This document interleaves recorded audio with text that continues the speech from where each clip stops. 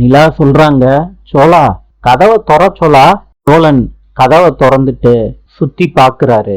சோழன் பாக்குறத பார்த்துட்டு வீட்டுல இருக்க எல்லாரும் சிரிக்கிறாங்க. எல்லாரும் சோழனை கலாய்க்கிறாங்க. நிலா சொல்றாங்க, சோலா எல்லா நேரத்திலையும் இந்த மாதிரி நடக்காது. உங்க பர்சனல் ரீசனுக்காண்டி ஒரு பொண்ணை பண்றது ரொம்ப தப்பு. தயவு செய்து இந்த மாதிரி பண்ணாதீங்க.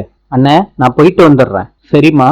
சோழன் சொல்றாரு பல்லவங்கிட்ட, அங்க போய் என்னை நிலா காப்பாத்திருக்கா பாரு, என் மேல அவ்வளவு அன்புடா.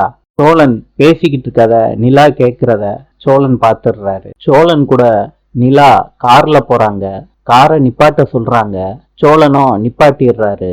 சோழன் கிட்ட சொல்றாங்க, பல்லவனோட அம்மா இருக்காங்கல்ல, அவங்க இப்ப எங்க இருக்காங்கன்னு நினைக்கிறீங்க சோழா?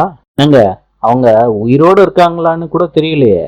சொல்றாங்க, பல்லவன் கூட நான் இந்த சைடு வந்துகிட்டு இருக்கப்ப அவங்க இந்த வழியா ஸ்ட்ரெயிட்டா வந்துகிட்டு இருந்தாங்க. வீட்டுல சொல்லக்கூடாதுன்னு தான் உங்ககிட்ட இந்த விஷயத்த சொன்னேன். சோழன் சொல்றாரு, என்கிட்ட சொல்லிட்டீங்கல்ல, நான் கண்டுபிடிக்கிறேன். வானதி வீட்டுக்கு வந்திருக்காங்க.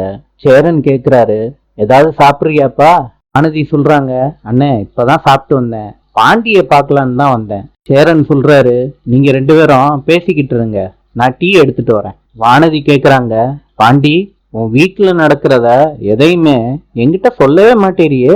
வானதி, இங்க நடக்கிற சோக கதைய உன்கிட்ட சொல்லி நம்மளும் பேசணுமா இத பத்தி? என்ன பாண்டி, நான் உன் ஒய்ஃப் ஆக போறவ, உன் வீட்டு பிரச்சனை எல்லாம் எனக்கு தெரிய வேண்டாமா? வானதி, உனக்கு தேவைன்னா நான் சொல்லுவேன், தேவையில்லாதெல்லாம் உனக்கு எதுக்கு? வா வீட்டுக்குள்ள போவோம். வானதி சேரன் கிட்ட சொல்லிட்டு கிளம்புறாங்க பாண்டி கூட. நாளை சந்திப்போம்.